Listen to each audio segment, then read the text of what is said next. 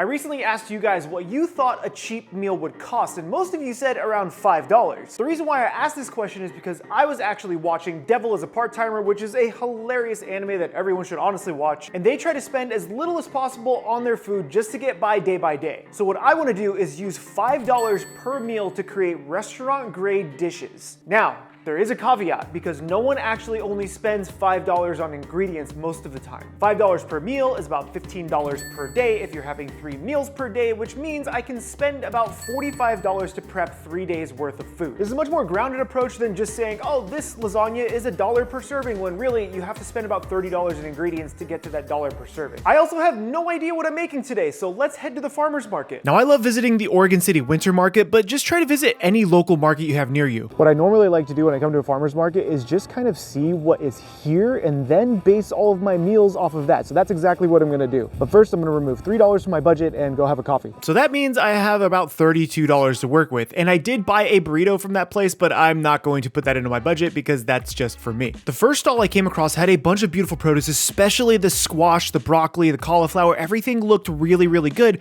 But the thing that caught my eye the most was this spaghetti squash. This wasn't incredibly expensive, but it was about $6 for the entire squash. I picked up a giant head of radicchio, and these two things cost me 12 bucks. Yes, it seems like a lot of money, but it's also about 7 pounds worth of food. Now, as I made my way through the market, I tried to find a few more things to really flesh out whatever menu I was trying to make. The next stall I came across had these beautiful chilies, and now my mind is starting to go towards Mexican cuisine. I picked up a few poblano chilies and a few serranos, and these chilies came out to $4 for the chilies. I also picked up around 5 potatoes, which came out to $2 for these 5 beautiful Yukon potatoes. I then came across this ravioli stand, and I did buy raviolis, and no, we're not putting that in the budget because it's very expensive. So I've only picked up a few things: the peppers, the potatoes, the radicchio, and the squash, and I'm already at $16. That means I have about $19 left to spend for 3.5 days worth of food. I still need to buy proteins, but I don't think I can find them here. I actually went to a local supermarket called Winco that has a bunch of proteins for very cheap. This entire thing of pork butt was only $12. I picked up some citrus because that looked really good, and each of these lemons were only 25 cents a piece. The limes were around 20 cents each, and I really tried to stretch my budget. This onion was only 30 cents. This garlic was also about 30 cents. See these? This is 5 pounds of potatoes. It's $2. I paid $2 for those other potatoes. Look at that, tomatillos, huh? Maybe we'll marinate some chicken thighs in tomatillo. I also picked up my favorite vegetable, which is a head of cabbage, which is about $1.50, and 1 bunch of cilantro, which is about 89 cents. And then I came across the chicken thighs, and this 6.5 pounds was only $9.75. Bone-in, skin-on chicken thighs are a lot cheaper. They just need more work. So I just got back from shopping, and this is everything that we picked up. The grand total for everything that I have here came out to around $31. It doesn't seem like a lot of food, but I also have an extra $4 or $5 for my budget for a ton of rice. Now, because realistically, you're not going to make 7 days worth of food most of the time, you're gonna do 3 to 4. We're gonna aim for 3. Now, here's where we do the science part of it. The average person, according to whatever foundation this is, says that you need to eat 2,000 calories per day. I eat around 2,300 per day to maintain weight, but we're gonna keep it at this 2,000 mark. What that means is I'm actually responsible for making 6,000 calories worth of food for 3 days worth of food. This splits it up to about 650-ish calories per meal. We have to be very granular here because we have to make sure that we stretch all of this food long enough to try to survive on $5 per meal. Most of your calories are gonna come from fat or carbohydrates because they're cheaper. But that doesn't mean we can't make some really good food. So that's what we're going to be doing right now. Now, just like Chef Carl Casper, I like to let my shopping influence and inspire me as to what I'm gonna be making. So I'm gonna be separating these into 2 different camps. One of them will be for one recipe and the other one will be for the second one. This is what it looks like separated out. I have some chilies, cilantro, cabbage, onion over here, along with those tomatillos. And on this side, I have the radicchio, the butternut squash, potatoes, onions, garlic, and then I also have the chicken thighs, which are gonna be separated for both different recipes. I'm actually gonna be starting with this recipe first, which is going to be a butternut squash inspired dish with a bit of charred radicchio, which is also heavily inspired by a restaurant that we went to recently. I like to make sure that I just scoop all the seeds out of my butternut squash, and you can save this. I was thinking about actually toasting off these seeds and just having them as a snack because I'm really not trying to waste any of this. A couple of things that I'm not really going to account for, especially because we're under budget for all of this, is the spices, which, you know, you're usually gonna have these just laying around. Things like salt or black pepper, yes, they are a cost, but you use those over many, many months potentially. This is gonna go on my pan, boom, down, okay? We're gonna bake this for like 2 hours until it's tender. For this recipe, for this radicchio, which is really nice, is this radicchio is not supposed to be as bitter as a traditional red radicchio. I was speaking with a really nice farmer lady that was at the booth, and she mentioned also taking your radicchio and soaking it in ice water for about 10 minutes, and it removes a lot of the bitterness from this green. I think I'm gonna shred this. Let's see how it comes out. This is actually quite a bit of radicchio. Look at how much that was from that one head. Now, as far as potatoes goes, I don't know what to do with these. I just bought them because I like them. Okay, I got it. We're gonna steam the potatoes in my little steamer basket. That wasn't as slick as I thought it was gonna be. As far as the garlic goes, I actually need half for the other recipe, so I'm just gonna explode the garlic. No, Gandalf, no! I recovered it from Gandalf. Garlic is not good for kitties. After many minutes later, I have my garlic peeled. Now this bigger batch of garlic that I have is gonna go on some aluminum foil, a little sprinkle of olive oil, pinch of salt. Gonna wrap this thing up, going in the oven for probably like 35 to 40 minutes, just to get them nice and soft. I have a plan, sometimes. This other batch of garlic is actually for the marinade that we need to make right now. And that for number 2. All I have to do for this marinade is remove the peel from the tomatillos, and then we're just gonna roast this with some of the chilies that we got too. I wanna make sure I remove as many seeds as possible, so this way I'm not like trying to fight them in my teeth. Nobody wants that. These other 2 we're gonna use for the rice later. Honestly, the trick to making cheaper food taste good really comes in the aromatics. Things like onions and garlic can be really, really cheap, so make sure you use those to your advantage, because you can make anything cheap taste really nice by just adding a few cheap ingredients. I got 1/2 of my onion in there. We're gonna throw the garlic in there too. And I only need 1/2 of this cilantro because the rest of it is gonna go in the rice. We're not gonna roast the cilantro. This is for later. Now for my marinade, just a touch of oil. This is just regular neutral oil, a little bit of salt. This goes right onto your sheet tray and into the oven for, I don't know, 30 minutes, just until they're nice and soft. We're looking pretty good. We're looking pretty good right now. I'm also going to very quickly prep out the rest of the ingredients I need for my rice. Because again, we have a ton of regular white rice. I wanna amp up that flavor a bit with some chilies, some cilantro, and some onion. Keep your onions separated out. These all cook differently, so make sure they're not just all one big pile. Oh, that's a strong onion. Oh, that's really strong. Oh, my eyes are still burning. Oh my God. Yeah, just slicing the chilies. Just slicing the chilies. Chilies are done. Those are going, I think they're going into the container. Now for the cilantro. We're using all of the cilantro, the stems, the leafy things, all of it. I need a minute. Oh my God.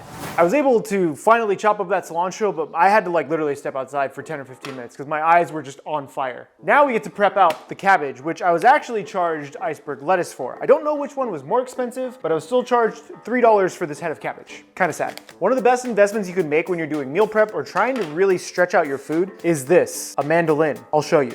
Cut your cabbage into manageable pieces. Grab your cabbage, mandolin, use a guard if you have one. I don't have one, so don't copy what I'm doing. I don't want you to lose fingers. And we're gonna shred this. The reason why we're shredding it is when we go to eat it, it'll actually feel more satiating and filling because you have to chew through more food. Could I do this with a knife? Probably. Will it be as accurate or as fast? No. Now any of these odds and ends that didn't really get shredded with the mandolin, this is where we can use a knife. Look at all this cabbage. You could fill a sack with it and sleep on it like a pillow. But it's taking up my whole cutting board, so I gotta put it away. But first, a quick word from today's sponsor. Because we all know I'm not a good home cook. HelloFresh is an easy way to make meals. Now, when I'm out of the house, my wife does like to use HelloFresh to make ourselves a really nice meal. The really cool thing about HelloFresh is they deliver everything you need for each recipe. From all the fresh ingredients to the really beautiful recipe cards, everything you need is delivered straight to you. Even though the recipes are really tasty and really healthy, they're actually not that expensive. It's about 25% less expensive than takeout and can sometimes be cheaper than grocery shopping, so keep that in mind. For someone who doesn't really enjoy cooking that much like my wife, these easy to make 20-minute meals are perfect for her. They're also a great starting point for those of you who are trying to learn how to cook. Because everything is delivered to you, it removes a lot of the barriers of actually starting to cook. When you have everything on hand and ready to make, it makes it so much easier to get started on your cooking journey. And even though you have everything delivered straight to you, don't be afraid to modify a few things here and there to your tastes. Do we have jalapeno? You can add whatever you want to this. I was supposed to try it first. I'm the chef. Get out of here. This is what happens when I just try to assist here and there. After about 20 minutes, we have ourselves a beautiful meal. So head over to HelloFresh.com and use code ChefPK70 for 70% off and free shipping. Oh, hot. Okay. Yeah? But is it being steaming hot? That's HelloFresh.com and use code ChefPK70 for 70% off and free shipping. Now, let's get back to whatever it is I'm going to be making. Now with the cabbage done back there, quite a few other things are done that we need to finish. Quite a few things are done that we need to finish. It doesn't matter. First up is making the sauce out of our tomatillos. Gonna take all of this good that we just roasted off. Now that it's nice and soft, pop that into your blender. This is also going to get the cilantro that we chopped up earlier, and then a ton of citrus. This is 3 limes and 1 lemon. A nice heavy pinch of salt just to make sure it's well seasoned. Bunch of black pepper. I love black pepper in this. It's so good. That's thick. We're gonna do a little water. There we go. Oh, it smells so nice. Oh. I would bathe in this and then immediately regret it. Oh my God, I have an idea. Oh, it's real good. That's amazing. Honestly, if I weren't trying to budget this, I probably would have made double the batch. Sauce, number 1 is done. For this second sauce that I'm gonna need for the butternut squash dish, I've actually never made before. I also have never really made that tomatillo sauce before, but it's, you know, it was delicious. Here's my thought. Roasted garlic, good. Lemon, good. Olive oil, good. Can't go wrong here, hopefully. So I got all that roasted garlic into my little blender cup here, followed by the juice of 2 lemons and some lemon seeds apparently. Do a nice hefty glug of olive oil. Yes, I know this adds some to our budget, but remember, I did budget a few dollars for any excess stuff that we may need. Salt, oops, salt. That was a lot of salt. Smells good. Really nice and emulsified. It's good. It's garlicky, it's lemony, a little salty though. That's okay. It's almost reminiscent of an Alfredo somehow. There's no cheese or cream in it, but it's nice. Potatoes have been steaming this whole time as well. They've been going for just about an hour, but I actually want these to cool down completely because I have different plans for, that's hot. I have different plans for these. I'm gonna let these cool down to room temperature before I use them. Maybe even throw them in the fridge. I do want to check on the squash. How you looking, big guy? Huh? How you doing in there? You look toasty, you look roasty, you smell like fall. See this? That's done. Now we don't want to handle this immediately because it's ripping hot, so I'm just gonna let it hang out on the stove while we work on the chicken, which is the star of all of this. Now that we're finally onto the chicken, I want to explain something to you guys. When you buy boneless, skinless chicken thigh, you're paying more. The reason for that is because the work that goes into making it boneless and skinless isn't free. Now this is a choice for you. If you feel like the extra couple of bucks is worth your time, honestly, I buy boneless skinless most of the time because I want to use boneless skinless. But in this case, since we are trying to save a buck or two, it's sometimes worth just buying it like this. But also, we can use them in different ways now that the skin is on it, which is exactly what we're going to do for our butternut squash. Why do I keep saying butternut squash? Our spaghetti squash dish. Which also means I only really have to prep out enough for the other dish where we're going to marinate this in that tomatillo salsa. Technically, these 5 are going to be for the spaghetti squash dish. Here's what I'm also going to recommend. You don't have to do this all at one time, but because I'm going to sear this with the skin, I'm going to place 1 chicken thigh on my plate and I'm going to season it right now. I feel like seasoning it ahead of time by like an hour helps give it a little more texture on the skin, but you can ask my friend Ethan Shablowski. But now for the braised dish, we got to take all of this skin off. Look at that. 5 chicken thighs. Took me maybe 5 minutes to remove that skin. The bones, however, I will not remove. Those can actually just flavor whatever I'm gonna be cooking with this. Swap these bad boys into whatever container you're gonna be marinating in. Clean off your station because this is cross-contamination. We don't need this. Now that we have our chicken prepped, we're at the home stretch and I'm gonna marinate some of this chicken in that tomatillo sauce that we made. This is gonna be so good. You don't wanna just dump all this in there because that's a waste of the tomatillo. Make sure that everything is covered in all of that. Get in there, yeah. Oh yes, oh yes. This is only gonna marinate for about 45 minutes, not very long. Because it has so much acid in it, we don't want it to sit too long. I can also finally prep all of the butternut squash. This has been sitting for, I don't know, maybe 30, 40 minutes now. I just need a very large spoon. Guess this will do. Scrape all that goodness out of there. See that? Look at how easy that comes out. Look at how nice that came out. Use that as a hat for a cat. This is gonna be easier to shred once it comes down to temperature so I can just use my hands to break it apart. Because right now this is way too hot. I know I'm kind of bouncing around a little bit on here, but my chicken is done marinating. It's been about 45 minutes to an hour and this is ready to go. The smells that are coming off of this marinade are just making my mouth water. I would lick the bowl, but I enjoy my bowels as they are. I'm gonna do just a pinch of salt on each one just because yes, the tomatillo sauce did taste really nice and well seasoned, but the chicken doesn't come seasoned. Last up, cracked black pepper. And I have my oven set at 425. We're gonna bake these for like 35 to 40 minutes. So I'm pulling the chicken out at around 30 minutes. I want to temp this because what I like to do is make sure that the chicken for chicken thighs is between 175 and 180, and this is 177 on the dot, pretty much. Now I'm gonna let these cool down so I can show you how we actually finish this dish. It's gonna be really good and I'm really excited about it. Now before I can plate everything up, I actually have to make a bunch of our chili rice first. I'm using a very large pot here. I'm just gonna sprinkle a little bit of oil in here and start sauteing everything up. This is gonna be 2 of our chilies going straight in, along with that little bit of diced onion we did too. Season it just with a bit of salt. And then after like 1 or 2 minutes, the onion should start to get slightly translucent. This is when we're gonna add all of that rice that we had washed. I'm just using Japanese short grain rice, but it would be amazing with like a jasmine or something too. I'm gonna do just a touch more oil in here, just to kind of toast the rice a bit. Now as far as the water goes, we're going to fill it until it comes up to the 1 knuckle. Now this is gonna get a lid and I'm gonna cook it on the other stove for about 15 to 18 minutes just until it's done. While the rice is going for this dish, I actually cooled down all this chicken thigh that we cooked in that tomatillo sauce earlier. This way I can easily handle it because we do have to remove this off the bone. Well, you don't have to, but I'm going to. Now the reason why I'm removing it off the bone is because of the way I'm going to plate this up. I have a very interesting plate up idea, very inspired by a local taco shop. Okay, now if you can't have this chicken, there's so many onions and garlic and all the things in it. I mean, ideally, I should have just removed this when they were hot. That would have been the smart thing to do. Give some of this a quick chop. Some of these pieces are just way, way too big for how I want to preserve this and how I want to present this. And now this is all of our chicken. This is gonna be so freaking good. I am really looking forward to this one. I'm gonna eat it cold. I don't even care. Oh, amazing.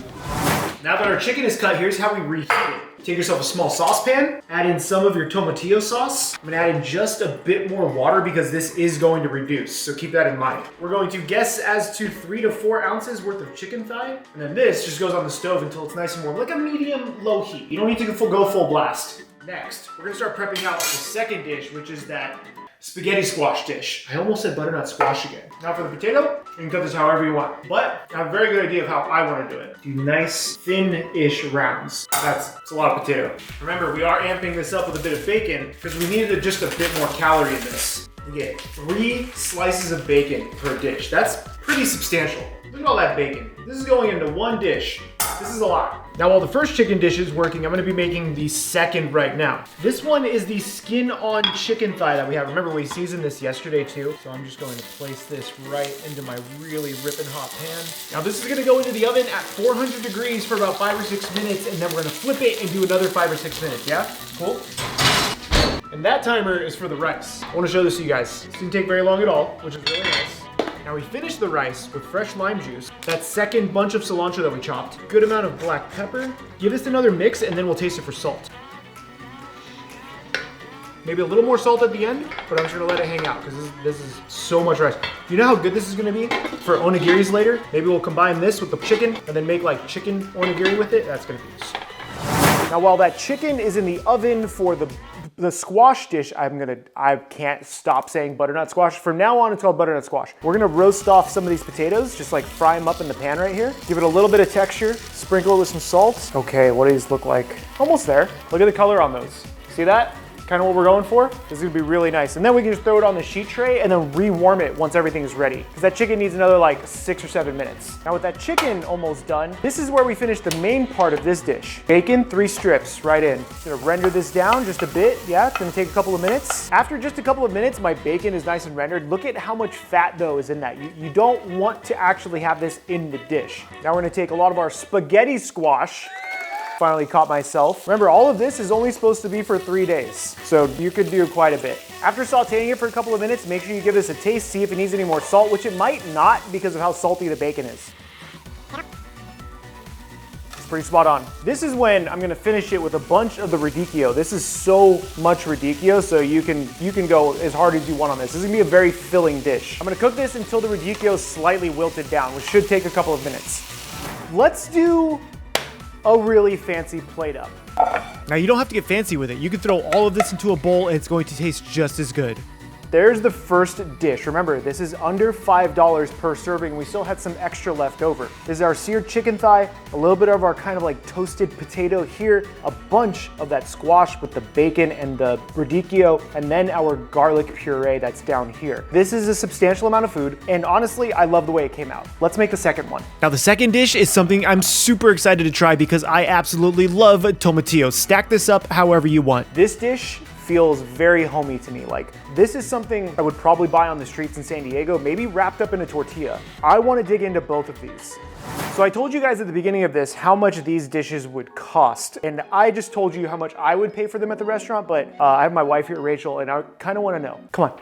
Let me know. Okay, so this is a seared chicken thigh with the garlic and lemon puree. In the middle here is a spaghetti squash with seared bacon and radicchio, and then some pan-fried potato. If you were at a restaurant, what do you think you would pay for that? I'd say probably about 20, 25. Okay, that's pretty close to what we had said. I said 28, depending on the restaurant. Yes. But it's like, it's chicken, so like paying more than 20 for a chicken dish. That's fair. So then this one is going to be the tomatillo salsa base on the bottom with a Japanese-inspired chili rice. So it's short grain rice, so it is a little sticky, but then it has cilantro and chilies in it. On top of that is just the raw cabbage, which acts as a catch. Then you have tomatillo braised chicken right on top with a little bit of chili crunch, and then you get a bunch of the tomatillo on the side. What would you pay for something like this? Maybe about like 15 to 18. That's about what I said. If you want to try some. No? Okay, I'm gonna try. She's like, no, I just ate. Let's get a little bit of everything. We're gonna do a little extra sauce. Cheers. That chicken has so much flavor and it's so tender. And you have the acidity from the tomatillos. It all just kind of works well together. I think, if anything, it could be more spicy. That's the only thing I could think of. I'm gonna go in on some of this filling in the middle first. Try it by itself. It's very subtle in its flavors. The radicchio is not bitter at all. A little bit of sweetness from the squash, but then I want to try it with some of that lemon garlic stuff we made. Immediate notice of that acid in there. That's so good. Let's try this chicken though. It's crispy, juicy. Oh man. And remember, each of these cost under $5.